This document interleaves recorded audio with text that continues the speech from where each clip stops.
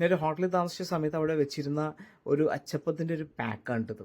ഇതിന് ഏകദേശം വില അവർ കൊടുത്തിരിക്കുന്നത് 120 രൂപയാണ്. ഓക്കെ.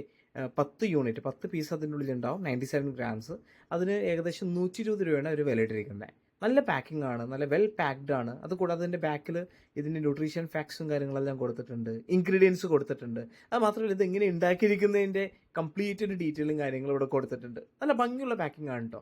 കാണുമ്പോൾ തന്നെ ഒരു അട്രാക്റ്റീവ് നമുക്ക് ഫീൽ ചെയ്യുന്ന രീതിയിലാണ് പാക്ക് ചെയ്തേക്കണേ. ഇതേ രീതിയിലുള്ള, അതായത് ഇതേ പ്രൊഡക്റ്റ് ആയിട്ടുള്ള അച്ചപ്പം എന്ന് പറഞ്ഞ സാധനം നമ്മൾ സാധാരണ ഒരു ബേക്കറിയിൽ നിന്ന് വാങ്ങിക്കുന്ന സമയത്ത് ഏകദേശം ഒരു 40-35 രൂപയായിരിക്കും 15ഓളം യൂണിറ്റിന് നമുക്ക് കിട്ടുക, അല്ലേ, ഉണ്ടാവുക. ഇതിൻ്റെ ലേണിംഗ് എന്താണെന്ന് വെച്ച് കഴിഞ്ഞാൽ, നമ്മൾ ഒരു പ്രൊഡക്റ്റ്, നമ്മുടെ സ്റ്റഫ്, നമ്മുടെ കഴിവ്, അത് നമ്മൾ ഇരിക്കുന്ന സ്ഥലത്തിനനുസരിച്ചേ വാല്യൂ ചെയ്യപ്പെടുള്ളൂ. നമ്മൾ എത്ര നല്ല ആളാന്ന് പറഞ്ഞിട്ട് കാര്യമില്ല. അത് വെൽ പ്രസൻറ്റ് ചെയ്യാൻ പറ്റുന്നില്ലെങ്കിൽ, അതിൻ്റെ ഒരു എൻവയോൺമെൻറ്റ് കറക്റ്റ് അല്ലെങ്കിൽ, നമ്മൾ ഒരു കാരണവശാലും രക്ഷപ്പെടാൻ പോകുന്നില്ല. രക്ഷപ്പെടണോ, എൻവയോൺമെൻറ്റ് മാറ്റണം.